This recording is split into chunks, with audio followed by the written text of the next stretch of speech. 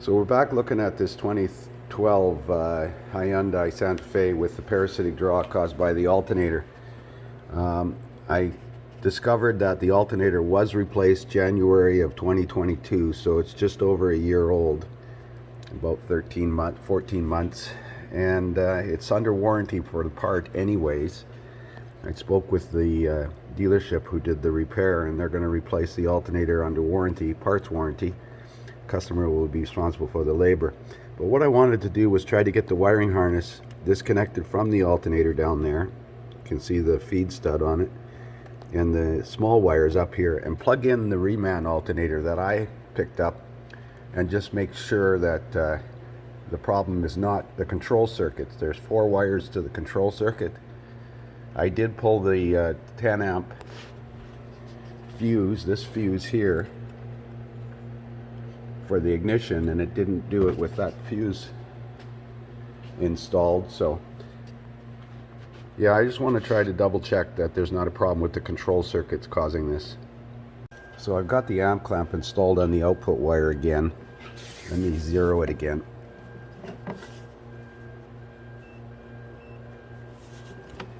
And I got the key off, and you can see there's no current flow. I'm going to turn the key on.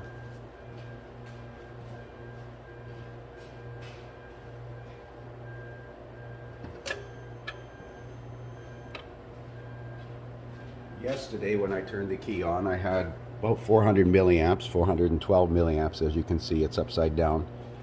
Now when I turn the key off, it should go to 0 again.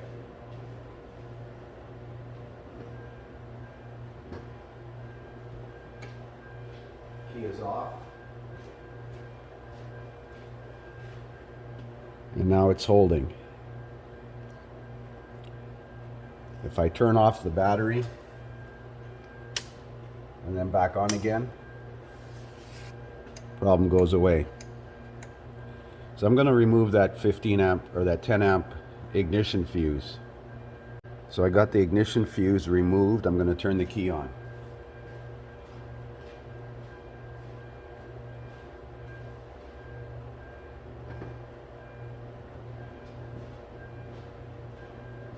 So with that ignition fuse removed, the alternator still wakes up. See 408 milliamps of current flow. Let's turn the key off.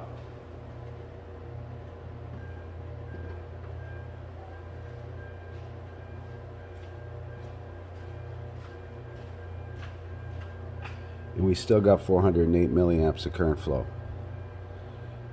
So I'm going to try and get those wires from that to that alternator disconnected to plug in the replacement alternator. I don't need to, just need to ground it. So we'll try that. So to get the wiring harness up enough, I had to disconnect the AC compressor clutch connector. And there's the connector to the alternator. As I said, there's 4 circuits there. 1 ignition feed, 2 to the ECM, and 1 to the warning light in the dash. I had to take that cover off underneath to get access. So let's plug in the alternator. So there's the aftermarket alternator just sitting in there. I got the output wire connected with through the ammeter so I could read actual current. I've got an amp clamp on here and it's drifting right now. And we're going to turn the key on. I got the disconnect switch on. We're going to turn the key on and see if we have current flow in the field or through the alternator output wire with the key on.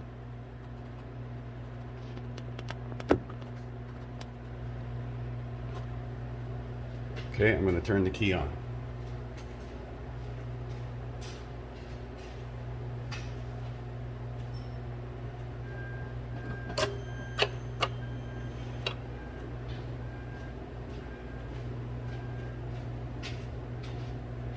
So we're reading roughly 354 milliamps, 0.354 amps. And the question is, does it go away? The amp clamp's reading 370 milliamps.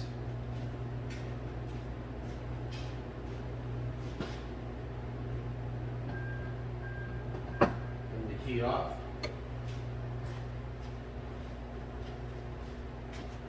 and it shuts off. Well, so that kind of suggests strongly that that aftermarket first alternator is defective, and if we put this one on there, it's going to fix it. But the customer's got warranty on the part, so I'm going to let him take it back to the dealer to have it installed. That's it for now. I'll post a follow-up if anything else earth-shattering happens. So we're going to take a look at the charging system output on this alternator. This engine sure is noisy. We're outputting 14.47. Let's have a look at the diode pattern. This Sandix Pro has presets in it.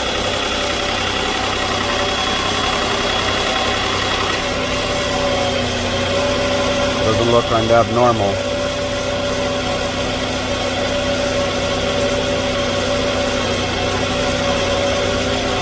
Pretty clean, actually.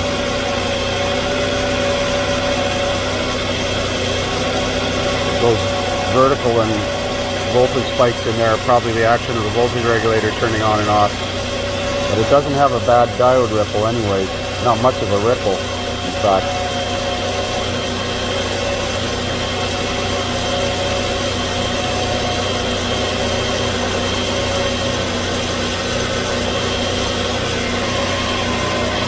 Oh well, we'll let them take it back to the dealership and hopefully they resolve this problem with another remanufactured alternator. Thanks for watching.